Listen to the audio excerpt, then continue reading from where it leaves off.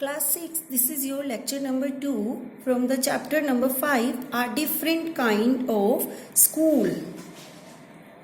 हमने कल लेक्चर 1 में मिस बीम का जो स्कूल है उसके बारे में पढ़ा था, जहाँ पर ये जो राइटर है ये एक विजिट के लिए आता है। इसको लगता है कि मिस बीम का जो स्कूल है, मिस बीम का, वो किस तरह से डिफरेंट है, मतलब उसमें क्या ऐसी स्पेशलिटी है जिसके ऊपर ये मतलब पूरे चैप्टर में डिस्क्राइब किया गया और राइटर को एक पूरा चैप्टर लिखना पड़ा उस इंसिडेंट के लिए।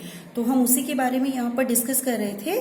तो आगे यहाँ से there is no mystery about it. जब जो राइटर होता है वो देखता है कि एक लड़की है छोटी जिसकी आंखों पर पट्टी बंधी हुई है और उसको गार्डन में प्लेग्राउंड में छोड़ दिया जाता है, उसके साथ एक हेल्पर भी है, तो वो थोड़ा सोच में पड़ जाता है। उसको लगता है कि ये क्या है। अब वो मिस बीम के साथ डिस्कस कर रहा है और मिस बीम उसे सारी बातें बता रही है। There is no mystery about it, Miss Beam continued. Miss Beam अपनी बातों को कंटिन्यू करते हुए कहते हैं कि कोई मिजरी नहीं है, ये कोई मतलब डिफिकल्टी नहीं है, कोई दुख नहीं है, एवरीवन इज वेरी काइंड। यहाँ मेरे स्कूल में जितने भी बच्चे हैं सभी काइंड हैं and it's really something of a game. और ये रियल में कुछ भी नहीं है, केवल एक गेम है। Before the day is over, day over होने से पहले, दो even the most thoughtless child realizes what misfortune. अपना वो डे जैसे ब्लाइंड डे है, लेम डे है, ब्लाइंड डे है, तो अगर इन चीज़ों का डे, उनका टर्न कंप्लीट होने से पहले वो शायद इस चीज़ को जरूर रियलाइज करेंगे कि मिस फॉर्चून क्या है, यानी कि दुख क्या है, किस तरह से लोग सफ़र करते हैं। The blind day is of course really the worst. वो कहती है कि जो ब्लाइंड डे है ऐसा लगता है कि जैसे वो रियली में सबसे ज़्यादा वर्स्ट है, खराब है। But some of the children tell me that the dumb day is the most difficult. लेकिन कुछ बच्चों ने उन्हें बताया कि जो डम डे है वो कहीं ज़्यादा डिफ़िकल्ट है। मतलब सभी बच्चों का अपना अपना ओपिनियन है। किसी को लेम डे ज़्यादा डिफ़िकल्ट लगता है, किसी को ब्लाइंड डे ज़्यादा डिफ़िकल्ट लगता है, किसी को डम डे डिफ़िकल्ट लगता है। सबका अपना अपना ओपिनियन है। We can't bandage the children's mouths. उसमें क्या होता है, जो डम डे होता है उसमें हम बच्चे के मुंह के ऊपर बैंडेज नहीं रख सकते। So they really have to exercise their will power. इसलिए उन्हें रियल में बहुत सारी जो एक्सरसाइज है वो करनी पड़ती है जिससे कि उनकी जो विल पावर है वो स्ट्रॉन्ग हो सके। Come into the garden and see for yourself how the children feel about it.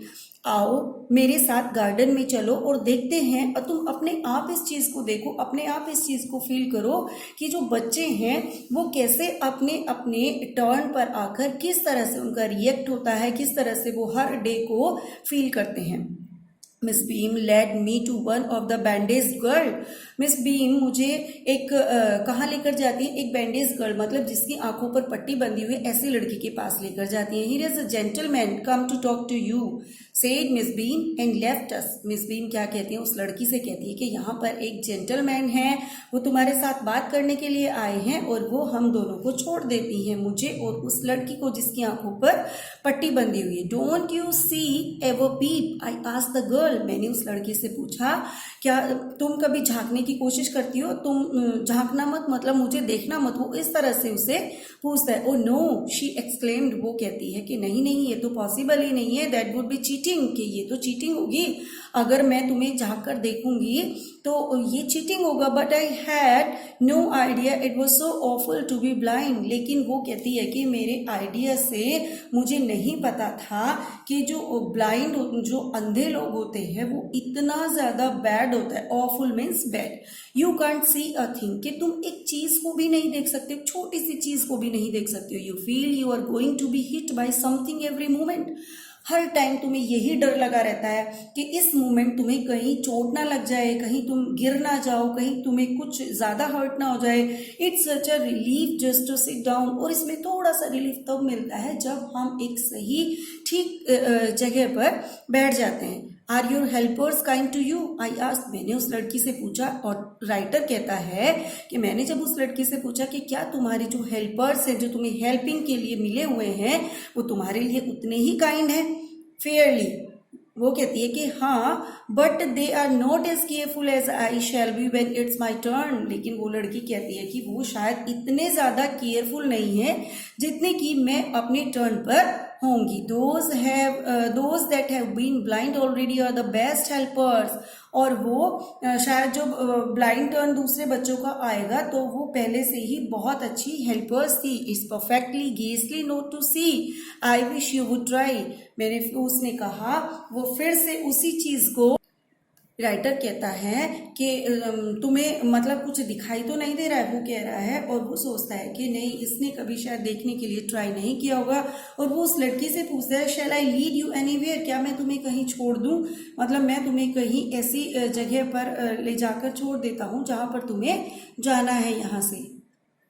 O yes she said, वो कहती है हाँ हाँ, let's go for a little walk, चलो हम एक छोटी सी वॉक के लिए चलते हैं। Only you must tell me about things, केवल तुम मुझे चीज़ों के बारे में बताते रहना, जो जो चीज़ें तुम्हें दिखाई दे रही हैं, जिस जिस चीज़ों के बारे में तुम्हें जानना है। I shall be so glad when today is over, और मैं बहुत ज़्यादा खुश हूँ कि जब ये दिन कंप्लीट हो जाएगा। ये दिन कंप्लीट हो रहा है तो मेरा ये ब्लाइंड डे कंप्लीट हो जाएगा। The other bad days can't be half as bad as this, और वो कहती है दूसरे जो दिन होते हैं वो तो इस दिन के आधे ही लगते हैं। मतलब मुझे ये दिन बहुत ज्यादा वर्स्ट लग रहा है, बहुत ज्यादा लेंदी लग रहा है, क्योंकि मुझे बहुत ज्यादा बुरा फील हो रहा है। Having a leg tied up and hopping about on a crutch is almost fun.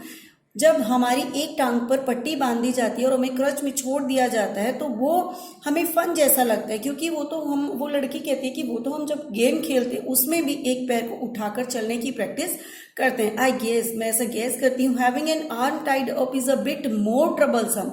लेकिन जब हमारा एक हाथ बांध दिया जाता है तो वो शायद थोड़ा सा डिफिकल्ट होता है। Because you can't eat without help, ऐसा इसलिए होता है क्योंकि तुम बिना किसी दूसरे की हेल्प के कुछ खा नहीं सकते हो। जब तुम्हारे हाथ बंधे हुए होते हैं तुम खाओगे कैसे, एंड थिंग्स लाइक दैट। और कुछ इस तरह की चीजें होती है जिन्हें तुम विदाउट हेल्प नहीं कर सकते।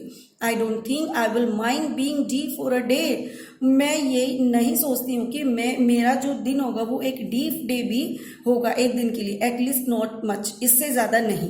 But being blind is so frightening, वो लड़की कहती है कि लेकिन जो ब्लाइंड डे है, ब्लाइंड होना सबसे ज्यादा डरावना है। My head aches all the time, मेरे सर में पूरे टाइम से दर्द है। Just from worrying that I will get hurt, केवल यही एक मुझे चिंता है कि मैं कहीं हर्ट ना हो जाऊं। वेयर आर वी नाउ, लड़की पूछती है कि अब हम कहाँ पर हैं। In the playground, I said, writer कहता है कि हम प्ले ग्राउंड में हैं। We were walking towards the house, और अब हम अपने घर की तरफ चल रहे हैं। Miss beam is walking up and down the garden with a tall girl, और मिस बीम बात करते हुए ऊपर से नीचे की तरफ आ रही हैं एक लंबी सी लड़की के साथ। What is the girl wearing, my little friend asked, और राइटर कहता है कि वो जो छोटी लड़की जिसकी आंखों पर पट्टी बंधी थी वो मेरी फ्रेंड बन गई थी। उसने मुझसे पूछा कि उस लड़की ने क्या पहना हुआ है जो मिस बीम के साथ चलकर आ रही है। तो a blue cotton skirt and a pink blouse, मैंने उससे कहा, राइटर कहता है उसने एक ब्लू कॉटन स्कर्ट पहनी हुई है, एक पिंक ब्लाउज पहना हुआ है।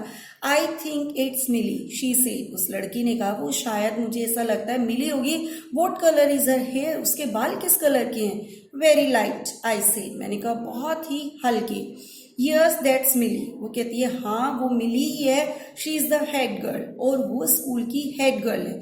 There is an old man tying up roses, I said, मैंने उसे कहा यहाँ पर एक ओल्ड मैन है जो रोजेस को ऊपर की तरफ बांध रहा है। यस दैट्स पीटर, वो लड़की कहती है कि वो पीटर है। ही इज द गार्डनर, वो यहाँ का गार्डनर है। He is hundreds of years ago, वो काफी सालों से यहाँ पर काम करते हैं, काफी सालों से यहाँ पर एज अ गार्डनर है। And here comes a girl with curly red hair, she is on crutches, उसने कहा कि एक दूसरी लड़की इधर की तरफ आ रही है जिसके रेड कलर की कर्ली हेयर हैं और वो क्रचेस पर है। दैट्स अनीता, शी सेड, उसने कहा कि वो अनीता है।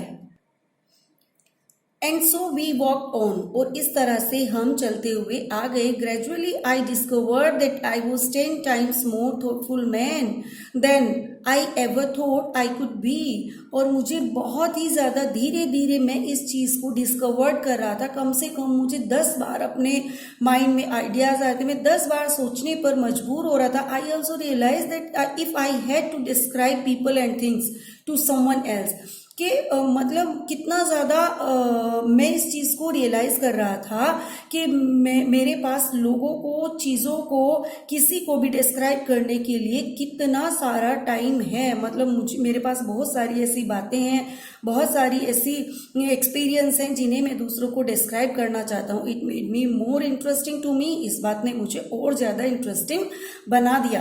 When I finally had to leave, और जब लास्ट में फाइनली मैं वहाँ को छोड़ रहा था, I told Miss Beam that I was very sorry to go.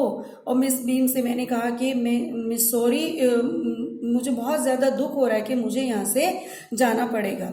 Oh, she replied, उसने कहा, oh then there is something in my system after all. उसने कहा कोई बात नहीं, तब भी मेरे पास तुम्हारे लिए मेरे सिस्टम में बहुत सारी ऐसी चीज़ें हैं जिनके बारे में तुम जान सकते हो। So that's it, your chapter is complete. Okay.